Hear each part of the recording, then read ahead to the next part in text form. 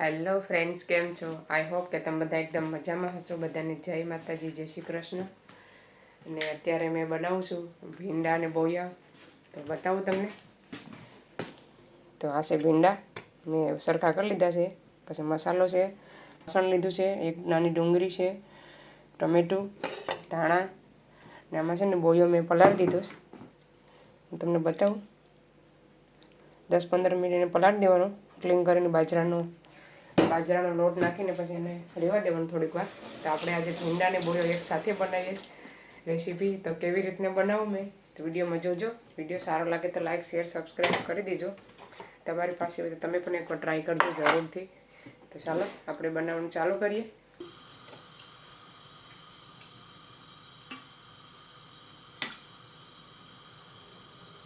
ચલો, અહીંયા મેં 3 પાવડા તેલ લીધું છે. તેલને થવા દેવાનું છે.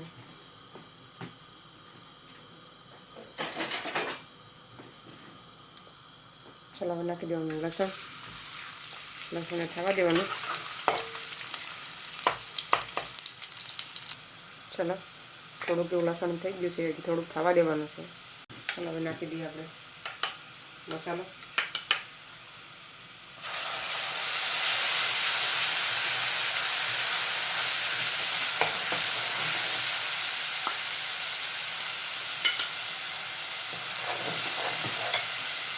હવે નાખી દઈએ ધાણા,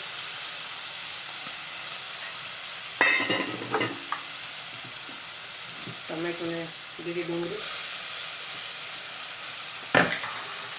સ્વાદ અનુસાર નિમક,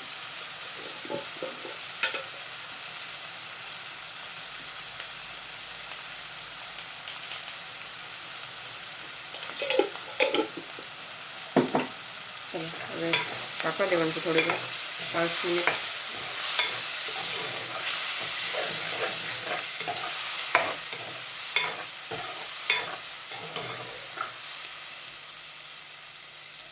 ચાલો, ઢાંકી દેવાનું.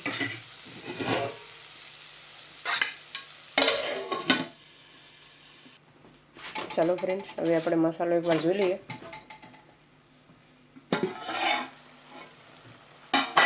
મસાલો પાકી જશે થોડો. 5 મિનિટ થઈ ગઈ. હવે આપણે છે ને ભીંડા એડ કરી દેવાના છે. પહેલાં જેટલા જોઈએ ને એ પ્રમાણે ભીંડા એડ કરવાના. મેં છે ને વધારે ભીંડા લીધા.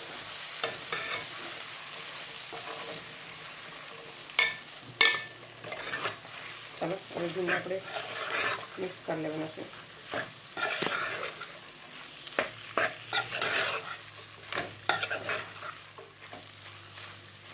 ભીંડાની સાથે પાકવા દેવાના છે. ધીમે પાછું ફરીથી એકવાર ઢાંકી દઈએ, પછી બતાવો તમને પાછી.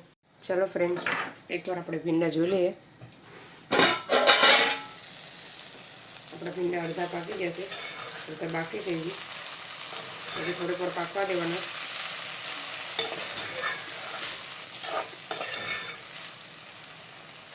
હજી થોડીક વાર પાકવા દઈએ. ભીંડાને સાહેબ પાકી જવા દેવાના સાહેબ. ચાલો, આપણે હવે ધોઈ નાખવાના. પેલા આવી રીતના લોટમાં છે ને ધોવાના.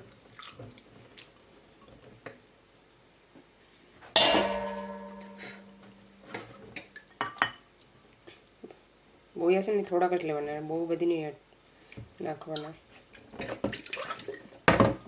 પછી પણ ગરમ પાણી ધોવાના એને.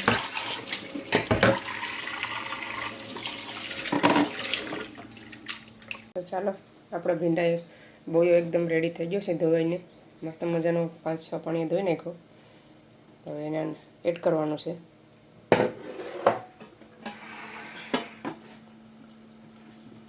હવે આપણે ભીંડા આપણા રેડી થઈ ગયા છે.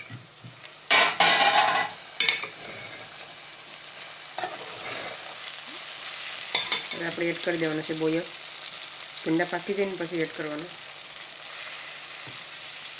આવી રીતના ખાધું હોય તો કોમેન્ટ કરજો ને ટ્રાય કરજો, જરૂરથી મસ્ત બનશે.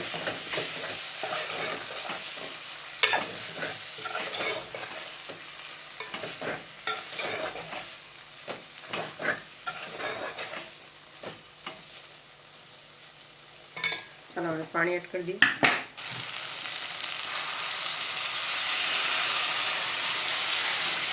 આપણે ગ્રેવી એક જરાક જ રાખવાની છે, બહુ નથી રાખવાનો રસો. અહીં આપણે 2 ગ્લાસમાં થોડુંક જ એડ કરવાનું છે. ચાલો હવે શાક બની જાય પછી તમને બતાવવા કે આપણું ભીંડા અને બોયાનું શાક કેવું બન્યું છે. તો ચાલો ઓલમોસ્ટ આપણું શાક રેડી થવા આવી ગયું છે, હું તમને બતાવું. તો ચાલો આપણે હવે આપણું શાક જોઈ લઈએ. આપણે બહુ રસો રાખવાનો નથી કે બહુ ઓછો પણ, વધારે પણ રસો નથી રાખવાનો કે ઓછો પણ નથી રાખવાનો, આવી રીતના જ રાખવાનું છે. જોઈ શકો છો ટેસ્ટર એકદમ મસ્ત મજાનું. ચાલો હવે બંધ કરી દેવાનું છે આપણે, ને આપણે લઈ લઈએ મસ્ત મજાનું. તમને પણ જોઈને ખાતા જ મન થાય ને.